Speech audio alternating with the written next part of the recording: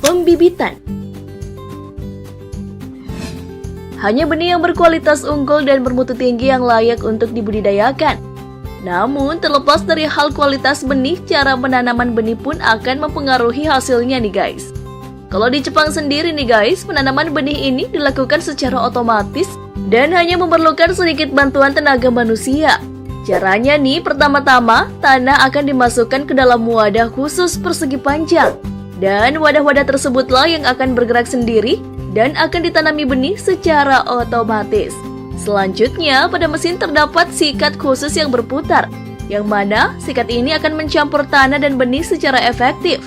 Juga hal yang gak kalah canggihnya nih guys, pada penyiraman. Biji-biji ini selanjutnya akan melewati penyiraman secara otomatis. Canggih banget kan?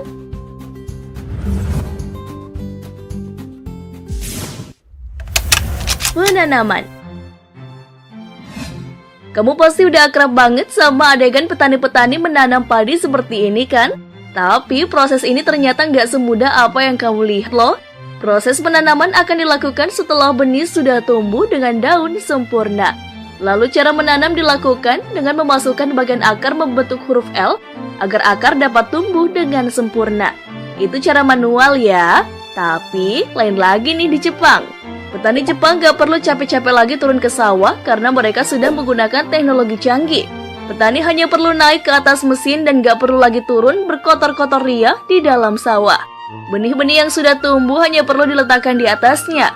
Lalu ketika mesin tersebut sudah dijalankan, benih-benih tersebut akan tertanam dengan sendirinya. Dengan begini jauh lebih menghemat waktu dan tenaga kan?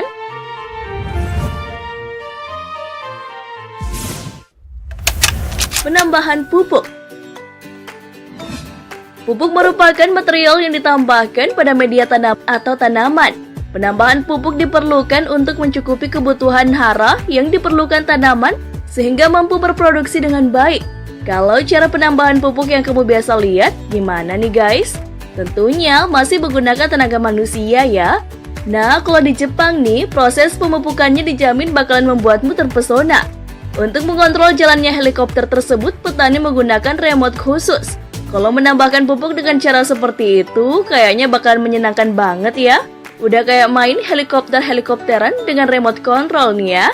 Selain itu, remote control ini juga digunakan untuk menyemprotkan pestisida. Dengan menggunakan metode penyemprotan dengan helikopter ini, terbukti meningkatkan efisiensi waktu dan tenaga. Untuk menyemprot lahan seluas 1 hektar saja hanya membutuhkan waktu 1 jam saja. Bandingin aja kalau pakai tenaga manusia, selain melelahkan, pastinya juga lebih menyita waktu ya.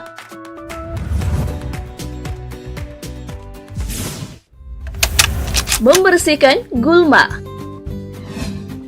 Gulma atau yang seringkali disebut sebagai rumput liar ini mengganggu pertumbuhan padi yang ditanam. Oleh karena itu, pembersihan gulma sangat penting untuk dilakukan oleh para petani. Cara menyiapkan tanaman dari gulma ini pun bermacam-macam. Bisa menggunakan cangkul kecil untuk gulma yang cukup besar, atau menggunakan tangan jika gulma-gulmanya cukup kecil. Tapi hal ini tentu memakan waktu dan tenaga yang cukup banyak ya guys. Lain ceritanya di Jepang. Untuk pembersihan gulma di sawah, mereka menggunakan mesin khusus pencabut gulma secara otomatis. Layaknya helikopter penyemprot pupuk tadi dan pestisida, mesin yang menyerupai kapal boat mini ini dikendalikan dengan remote control. Meskipun gak menggunakan tenaga manusia, mesin ini hanya akan mencabut rumput liar di sekitar tanaman padi, tanpa mengganggu tanaman padi sebenarnya. Kalau membersihkan gulmanya seperti ini mah gak bakalan capek ya? Iya nggak?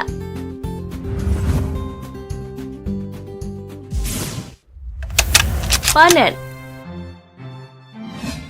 Setelah penanaman bibit, penyemprotan pupuk, dan pembersihan gulma, kini saatnya kita panen nih guys.